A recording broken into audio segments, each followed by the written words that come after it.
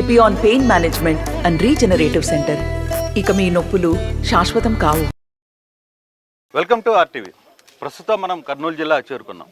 అయితే ఇక్కడ స్టార్ క్యాంపెయినర్గా వ్యవహరిస్తున్న వైసీపీ పార్టీకి అన్ని జిల్లాలకు కూడా అనేక స్టార్ క్యాంపెయినర్గా మారిన బైరెడ్డి సిద్ధార్థ్ రెడ్డి అనుకోకుండా మనం కలవాల్సిన పరిస్థితి వచ్చింది. సో సిద్ధార్థ్ రెడ్డితో మాట్లాడదాం. అసలుకి ఇప్పుడు నందికొట్కూరులో పూర్తిగా తన భుజస్కంధాల మీద నందికొట్కూరు సీటుని గెలిపించే ప్రయత్నంలో ఆయన నిమగ్నమై ఉంది. సార్ ఎలా ఉన్నారు? ఎట్లా నడుస్తుంది ఓవరాల్గా? మీరు నందికొట్కూరే కాకుండా స్టార్ క్యాంపెయినర్ కూడా మళ్ళీ ఇక్కడి నుంచి చాలా ప్రాంతాలకు వెళ్తున్నారు, చాలా దగ్గరికి అటెండ్ అవుతున్నారు. ఓవరాల్ పిక్చర్ ఏంటి? ప్రధానంగా నందికొట్కూరు పిక్చర్ ఏంటి? స్టార్ క్యాంపెయినర్ అనేది కాదు, కానీ ఏ రోజైనా పార్టీకి ఎక్కడ అవసరం పడితే అక్కడ పోయి పనిచేసేదానికి మేము సిద్ధంగా ఉన్నాం. మాకు మేజర్గా ఒకటి జగన్మోహన్ రెడ్డి గారు అంటే అభిమానం. వైఎస్ఆర్ కాంగ్రెస్ పార్టీ గడిచిన 5 సంవత్సరాల్లో చేసిన పనులపైన గౌరవం. కాబట్టి అంత మంచి పరిపాలన అందించినప్పుడు దాని గురించి ప్రజలకు వివరించి చెప్పాలా, ఆ నమ్మకాన్ని ప్రజల్లో నిలపాలనే ఉద్దేశంతోనే అన్ని చోట్ల తిరిగి ప్రచారం చేస్తున్నాం తప్ప మాకు స్టార్ క్యాంపెయినర్ అనే బిరుదు ఎవరిలే, ఆ పోస్ట్ కూడా ఎవరిలే తిరిగేదానికి. జగన్ సార్ కోసం అక్కడ ఇక్కడ ఎంత కష్టమైనా చేసేదానికి సిద్ధం. అంటే బేసిక్గా నందికొట్కూరు విషయంకి వస్తే ఇది మీకు ప్రెస్టేజ్ ఇష్యూగా మారుతుంది. ఎందుకంటే గతంలో మీరే ఇక్కడ ఉండి అభ్యర్థులను గెలిపించారు. ఈరోజు ఇంకొక అభ్యర్థి వచ్చినా ఆయన గెలుపు బాధ్యతలు కూడా మీ మీదనే ఉన్న పరిస్థితి. ఈసారి మీరు గతంలో రిజల్ట్స్ ఈసారి వర్కౌట్ అయ్యే పరిస్థితి ఉందంటారా? ఖచ్చితంగా ఉందనుకుంటున్నాం. ఎందుకంటే కానీ ప్రెస్టేజ్ ఇష్యూ అనేది కాదు, కానీ కొన్ని వందల మంది కార్యకర్తల్ని నేను ఇక్కడ పేరు పెట్టి పిలవగలుగుతాను. ఇప్పుడు ఈ క్యాంపెయినింగ్ జరిగే సందర్భంలోనే దాదాపు ఒక 20-30 ఇళ్ళు తిరిగితే 5-10 ఇళ్ళ మంది లోపలికి పిలిచి టీలు, కాఫీలు, టిఫిన్లు ఇచ్చి ప్రేమగా పలకరించి మేము వేసేది ఫ్యాన్కే అంటున్నారు. ఇంత గౌరవము, ఇంత అభిమానం దక్కేది ఓన్లీ పొలిటికల్ ఫీల్డ్లోనే. కాబట్టి ఆ గౌరవాన్ని, ఆ మర్యాదని జీవితాంతం కాపాడుకోవాలనే ఉద్దేశంతో మేము తిరుగుతాం తప్ప పదవి రావాలనో, అధికారం రావాలనో, ఎమ్మెల్యేగా గెలిపించుకుంటేనే మేము రాజకీయాల్లో ఉంటామనేదో మా యొక్క ఉద్దేశం కాదు. కాబట్టి ఇంతమంది అభిమానాన్ని నిలబెట్టుకోవాలంటే కానీ కష్టపడి పనిచేయాలా. రూలింగ్ గవర్నమెంట్లో ఉన్నాము, ఎమ్మెల్యే అభ్యర్థిని గెలిపించుకున్నామంటే ఎక్కువ మందికి సహాయపడేదానికి ఒక అవకాశం ఉంటుంది. దానికోసం అని చెప్పి కష్టపడి తిరుగుతున్నాం.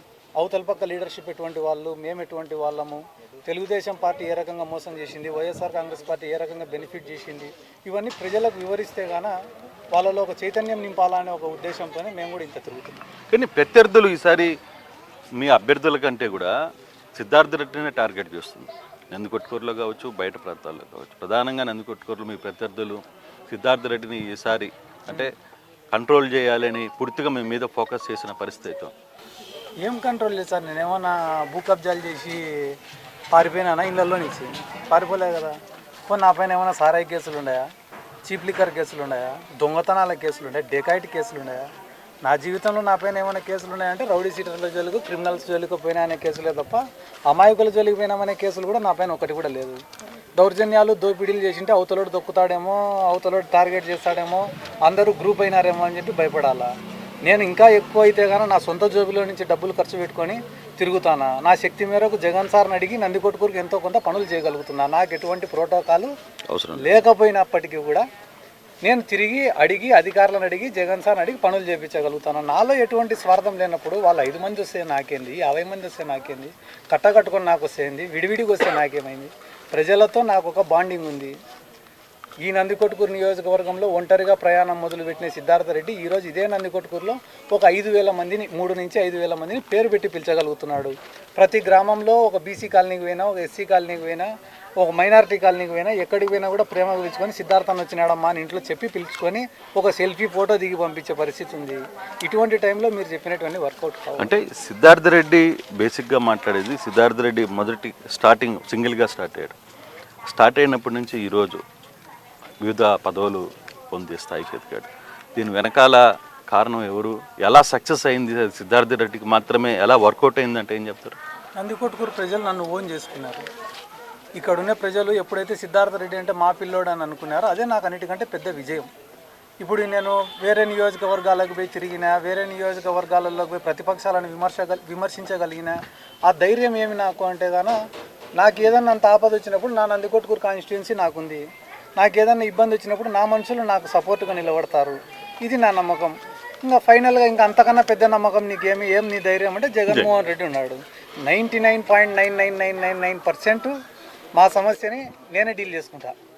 అక్కడ దాకా రాని ఆయన వరకు పోనీయను. కానీ 0.0001% ఏమంటే ఆయన ఉన్నాడని ఒక ధైర్యం, అంతే. ఆ నమ్మకమే ఇప్పుడు దాకా మిమ్మల్ని ఈ స్థాయికి తీసుకున్నది. అంతే. కానీ సిద్ధార్థ రెడ్డి కేవలం ఇతరుల కోసం ఇతరుల ఎమ్మెల్యేలను చేయడానికి మాత్రమే పనికొస్తున్నాడు. కానీ అధ్యక్ష అనే ఎప్పుడు సిద్ధార్థ రెడ్డి ఎప్పుడు ప్రకటిస్తాడు? ఇప్పుడు తెలిసి తెలియని నాకు ఎమ్మెల్యే కావాలనుకునే నాకు తెలిసినంత వరకు నాకైతే పెద్ద పని కాదు. నేను ఎమ్మెల్యే కావాలా ఖచ్చితంగా, ఎంపీ కావాలా ఖచ్చితంగా, ఇంకొకటి కావాలా అని అనుకుంటే కానీ అనుకోవడం ఆలస్యం. ఇంతమంది ప్రజల సపోర్ట్ ఉంది, ఇంతమంది క్యాడర్ ఉంది, నాకేం పెద్ద. కానీ చిన్నతనంలో తెలిసి తెలియని వయసులో రాజకీయాల్లోకి రావడము, అనుకోని పరిస్థితుల్లో కొన్ని తప్పులు చేసినాము, కొన్ని చోట్ల తప్పుడు మార్గాల్లో నడిచినాము, కొన్ని తెలిసి తెలియని వయసులో. దాంతో నేను సాధ్యమైనంత వరకు నా భుజాలపైన బాధ్యత ఎత్తుకునేదానికన్నా కూడా ఎవరైనా ఎత్తుకుంటే వాళ్ళకి వెనకపక్క సపోర్ట్గా ఉండాలనేదే మేజర్ రోల్. అంటే ఇంకొక 5 సంవత్సరాలు 6 సంవత్సరాలు ఇంకా నన్ను నేను ప్రూవ్ చేసుకొని ఇంకా ప్రజలకు ఎక్కువ ఉపయోగపడి ఎక్కువ పనులు చేసి నాకు నేను సరే ఇది రైట్ టైం, నేను ఎమ్మెల్యేగానో ఎంపీగానో కంటెస్ట్ చేయాలని అనుకొని ఆ టైంలో దిగాలని అనుకుంటున్నా తప్ప ఇంకా దానికి టైం ఉందని అనుకుంటున్నాను. అంటే మిమ్మల్ని మీరు ఆపుకుంటున్నారా లేకపోతే అవకాశాలు రావట్లేదా? అవకాశం కోసం నేను ప్రయత్నం చేయలే అంటున్నా.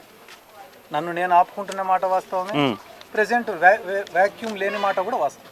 సో అంటే యాక్చువల్గా ఇక్కడ మీరు బైరెడ్డి సిద్ధార్థ కుటుంబంలోనే మీ రాజశేఖర రెడ్డి కూతురు కూడా ఎంపీగా పోటీ చేస్తుంది. ఇక్కడ టీడీపీలో ఒక డిఫరెంట్ కల్చర్ కనపడుతుంది. నేను తిరుగుతుంటాను, ఒకరేమో సింగిల్గా మాకు ఒక వర్గం ఓటేయండి, ఇంకొకరేమో ఇంకో వర్గానికి ఓటేయండి.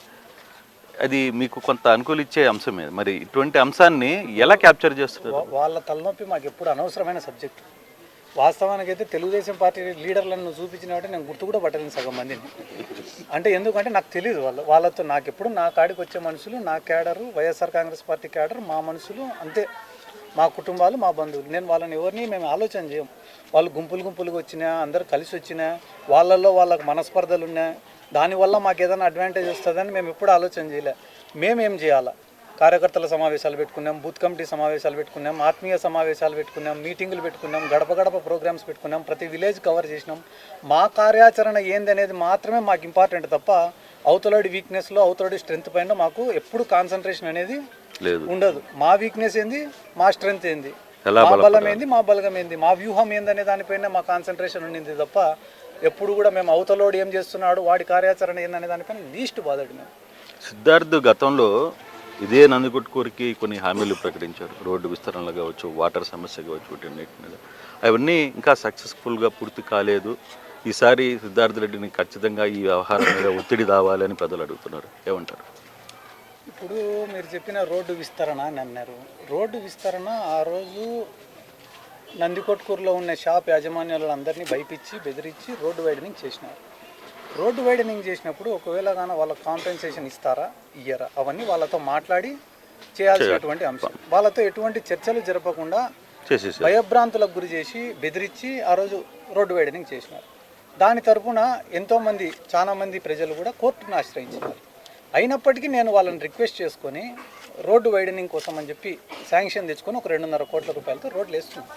అది కాకుండా నేను జగన్మోహన్ రెడ్డి గారికి అర్జీ ఇచ్చి నితిన్ గడ్కరీ గారికి లెటర్ రాయించిన, అది రిజెక్ట్ అయింది. ఎందుకంటే కానీ ఇప్పుడు ఉన్న నేషనల్ హైవే అంతా కంప్లీట్ అయిన తర్వాత ఏవైతే కానీ ఈ పెండింగ్లో ఉన్నాయి రోడ్స్ అవి అప్పుడు డెవలప్ చేస్తాము, ఇప్పుడు కాదు అని చెప్పి వాళ్ళు రిటర్న్గా మాకు లెటర్ రిప్లై రాసినారు.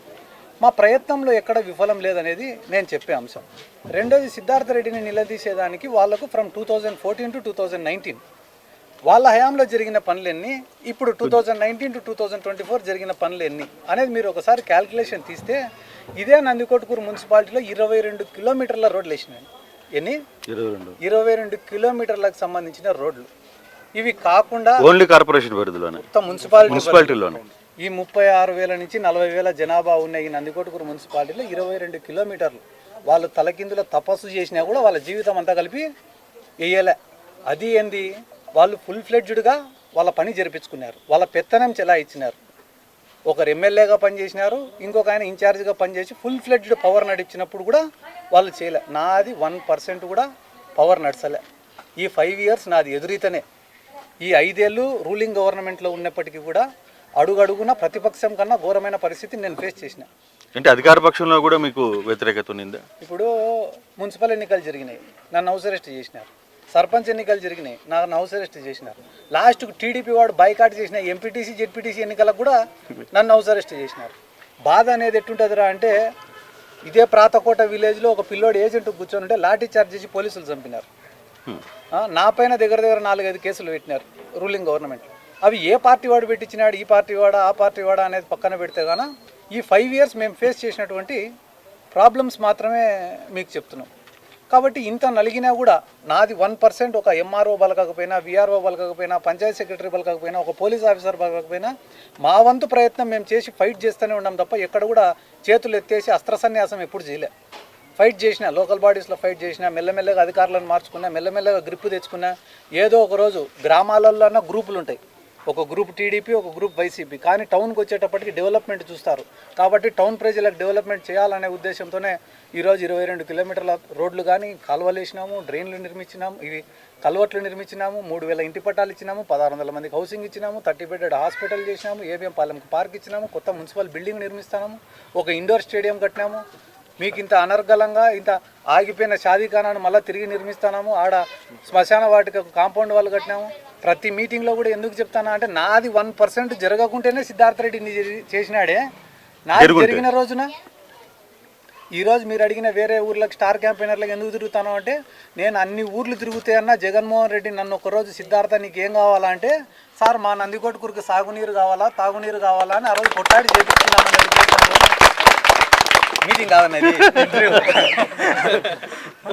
అని చేపించుకోవాలనే ఉద్దేశంతోనే కష్టపడి తిరుగుతాను తప్ప ఈ ఈలలకు, కేకలకు, చప్పట్లకు, సెల్ఫీలకు, ఈ ఇమేజ్కు, ఈ క్రేజ్కి సంతోషపడే వాడికి ఇవి బాగుంటాయి. కానీ దాంట్లో నా సంతోషం లేదు. ఎవరైనా కూడా ఇప్పుడు వచ్చి ఇట్లనే ప్రచారానికి వచ్చినప్పుడు ఒక ఇంట్లోకి పోతే కానీ నాకు బిల్డింగ్ వచ్చింది బాబు నువ్వే ఇప్పించినది, బాబు నాకు పింఛన్ వచ్చింది నువ్వే ఇప్పించినది, బాబు మా పొలాలకు నీళ్లు వారినాయి అది నువ్వే లిఫ్ట్ ఇరిగేషన్ శాంక్షన్ చేయించినది, ఇట్లాంటి మాటలు మాట్లాడితే దాంట్లో నా సాటిస్ఫాక్షన్ ఉంది తప్ప మీరు చెప్పినటువంటి స్టార్ క్యాంపెయినర్ అనే పదంలో నాకు తృప్తి లేదు. ముఖ్యమంత్రి గారు ఎందుకు మరి సిద్ధార్థని ఇంత చేస్తున్నా ముఖ్యమంత్రి గారు ఎందుకు పిలిచి సిద్ధార్థ్ ఏంటి నీ ఆలోచన ఏంటి, ఏం చేయాలనుకుంటున్నావు అనే మాట ఎందుకు అడగలేకపోయారు? ఇప్పుడు దేనికైనా కూడా ఒక టైం వస్తుంది. ఇప్పుడు ఈయన మా జబ్బార్ భాయ్ కూడా ఉన్నాడు, ఆయన సొసైటీ చైర్మన్ ఇస్తాం అనుకున్నాము. టైం వచ్చి ఆయన మార్కెట్ యార్డ్ చైర్మన్ అయినాడు. కాలం అనేది కిస్మత్ ఉంటే అవుతాయి అన్నీ. ఇప్పుడు జగన్ సార్ ఆయన పనులు ఆయనకుండయి.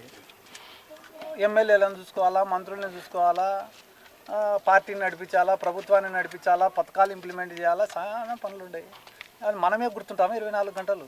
ఎందుకు గుర్తులేదు? ఖచ్చితంగా పనిచేసేవాడు గుర్తుండాలి కదా పార్టీలో. ఇప్పుడు అదే గుర్తు రావాలి కదా, టైం పలానా చూసినప్పుడు టైం గుర్తొచ్చి అవి నంది కొట్టుకున్నట్టు నేనే గుర్తొస్తా కదా, వేరే వాళ్ళు గుర్తురారు సార్కి.